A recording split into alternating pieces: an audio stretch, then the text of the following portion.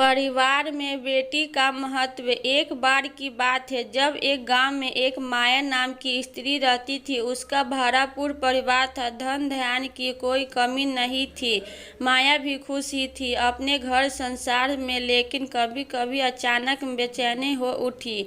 इसका कारण वह खुद भी नहीं जानती थी। पति उससे हमेशा पूछता कि उसे क्या परेशानी है, पर वह इस बात का कोई उत्तर न दे पाती।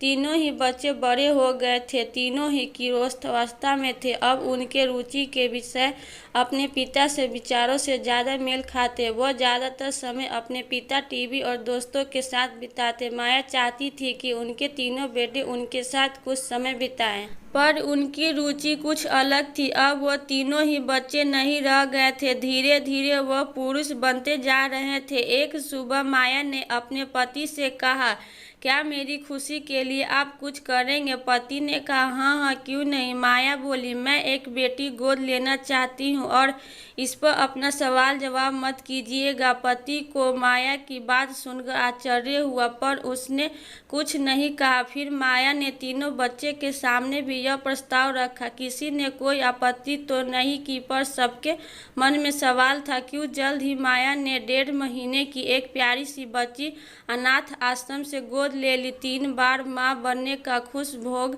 लेने के बाद भी आज उसमें वात्सल्य की कोई कमी नहीं थी। बच्ची के आने की खुशी में माया और उसके पति ने एक समारोह का आयोजन किया। सब मेहमानों को संबोधित करते हुए माया बोली, मैं आज अपने परिवार और पूरे समाज के मन में उठे क्यों न जवाब देना चाहती हूँ।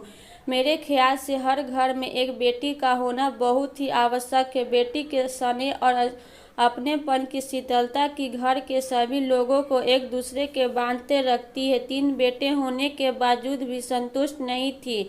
मैं स्वयं ही परछाई इनमें से किसी में एक ढूंढ पाती। बेटी शक्ति है, सजा का स्रोत है। मुझे दुख ही नहीं, पीड़ा भी होती है जब मैं देखती हूँ कि किसी स्त्री ने अपने भ्रूण की हत्या बेटी होने के कारण कर दी। मैं समझती हूँ कि मेरे पति का वंश जरूर मेरे यह तीनों बेटे बढ़ाएंगे, पर मेरे मातातत्व का वंश तो एक बेटी ही बढ़ा सकती है।